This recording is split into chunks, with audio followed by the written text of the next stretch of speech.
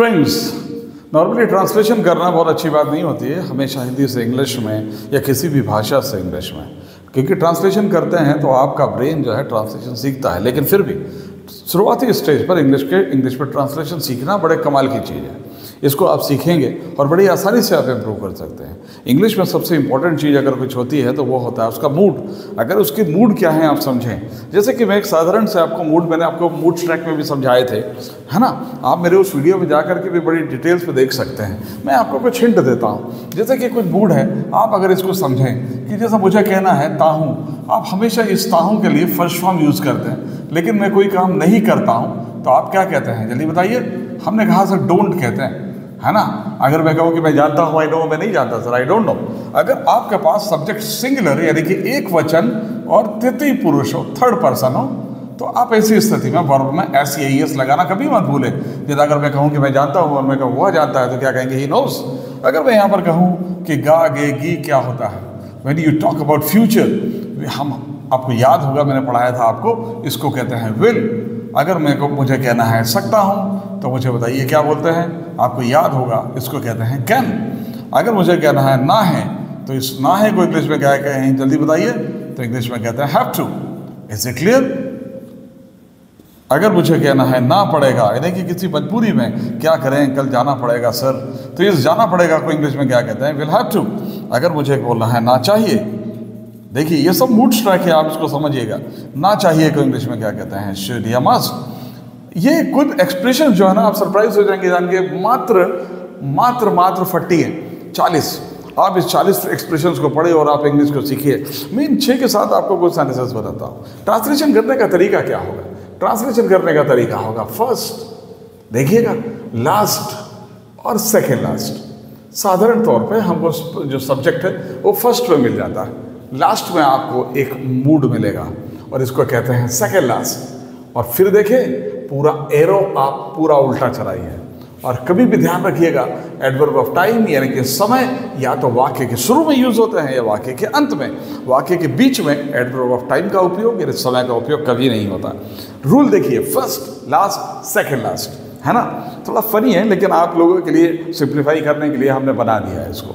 अगर मैं यहाँ पर एक सेंटेंस लिखता हूँ कि मैं कल आपसे मिलूंगा, अब ये सेंटेंस को देखिए, मैं आपसे कल मिलूंगा, तो मैं को क्या कहते हैं, तो आपने कहा सर आई कहते हैं। गागी की सबसे लास्ट में जाके देखिए, तो गागी को हमने क्या बनाया, विल, तो यहाँ विल लिख दिया।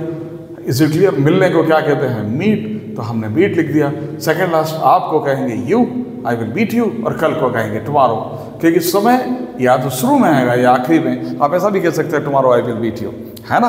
कितना आसान है। कई सारे लोग तो कितना परेशान होते हैं, बस ऊपर से नीचे उतारना है। मैं को कहेंगे आई, गागी को कहेंगे विल, मिलने को बीट, आपको यू, कल को टुमारो। Is it clear. आप एरो देखिएगा। मैं एक और सेंटेंस आपको देता हूँ। अगर मैं यहाँ पर ये कहूँ कि तुम्हें रोज न्यूज़पेपर पढ़ना चाहिए, इज इट क्लियर। तुम्हें रोज न्यूज़पेपर पढ़ना चाहिए, तो देखिए इस वाक्य को कितना आसानी से आप ट्रांसलेट कर लेंगे। तुमको इंग्लिश में क्या कहेंगे, तो आप कहेंगे यू। सबसे आखिरी में जाके देखिए, क्योंकि आपको यही एक बोर्ड मिलेगा जिसमें अपन सुझाव दे रहे हैं, किसी को सजेशन, यू शुड। पढ़ने को क्या कहेंगे, रीड। मतलब जो सबसे ज़्यादा वीक स्टूडेंट है इंग्लिश में, जिसको लगता है कि वो नहीं बोल सकता है, वो भी आज से बोल सकता है, क्योंकि वो इस चीज़ों को जानता है कि तुमको क्या बोलते हैं यू। तो उसको किस ऑर्डर में जमाया जाए, बस उसको ये दिक्कत थी।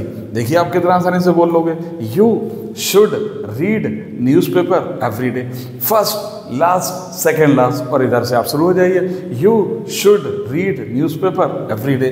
देखिए मैं एक और लिख देता हूँ, मैं फर्राटे से अंग्रेजी बोल सकता हूँ। देखिएगा, मैं फर्राटे से इंग्लिश बोल सकता हूँ। अब देखिए इस ट्रांसलेशन को कितना आसानी से आप कर लेंगे। मैं को क्या कहा, तो आपने कहा आए। सकता हूँ को क्या कहते हैं, कैन। बोलने को क्या कहते हैं, स्पीक। इंग्लिश को क्या कहते हैं, इंग्लिश। और फर्राटे से को क्या कहेंगे, फ्लुएंटली। देखिए, I can speak English fluently. तो आप समझें, ये इंग्लिश कठिन है, ये पुरानी बातें हैं। इंग्लिश नाइटमेयर है, ये पुरानी बातें हैं। English is nothing but a piece of cake. English learning एक बहुत ही आसान सी बात है और हर कोई सीख सकता है। चलो अब ये तो हुई ट्रांसलेशन और अपनी बोर्ड की बात है। अब मैं डायरेक्ट आपसे पूछता हूँ, मैं कार चला सकता हूँ? तो आप कहेंगे I can drive a car. I can drive a car, है ना आसान? बस हमसे जुड़े रहिए और सीखते जाइए कुछ भी ट्रिक्स नई नई और बड़ी बड़ी आसान सी, और बहुत आसानी से आप इंग्लिश को इम्प्रूव कर पाएंगे। Thank you.